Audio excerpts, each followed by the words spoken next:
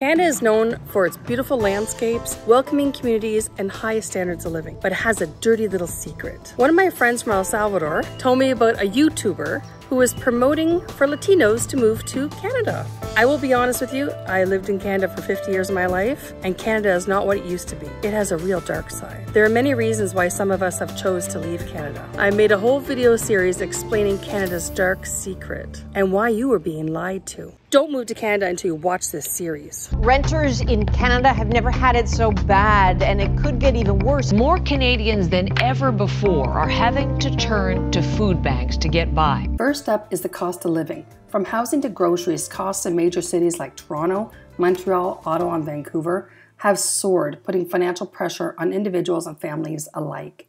According to recent studies, home prices and rents are among the highest in the world, making it difficult for many Canadians to afford a comfortable lifestyle. Those who dream of owning a home or simply want a more affordable lifestyle may consider moving to other countries like El Salvador, where the dollar goes further. Since the pandemic, the house prices are out of control in Canada. For example, I bought my first condo in 2003. It was around $124,500.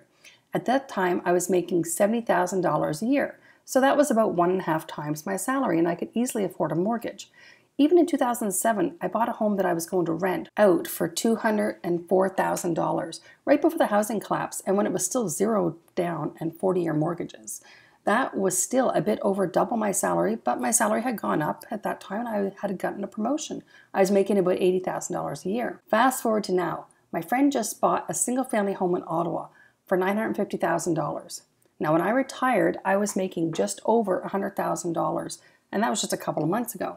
If I were to have bought her house, that would be 9 times my salary. You see, housing prices have more than quadrupled, but my salary did not. Now, I found this great website called Expatistan, and it did a comparison between Toronto and San Salvador. And it says that Toronto is 90% more expensive to live in than San Salvador. It gives a breakdown here by percentages as well.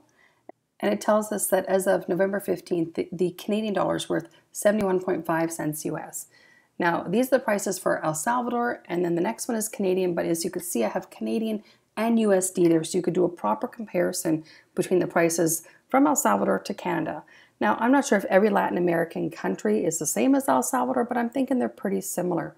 So you can go through that and pause as you like, and then you can compare those prices. Most things you can see there's a big difference. When it comes to stuff like transportation or gasoline, those things are pretty much on par. So just give those a browse and have a look for yourself. You'll see living in Canada is super expensive. Items like food and personal care items are way cheaper in El Salvador and probably most Latin American countries compared to Canadian prices. So go ahead and pause these slides so you can review the costs for yourself.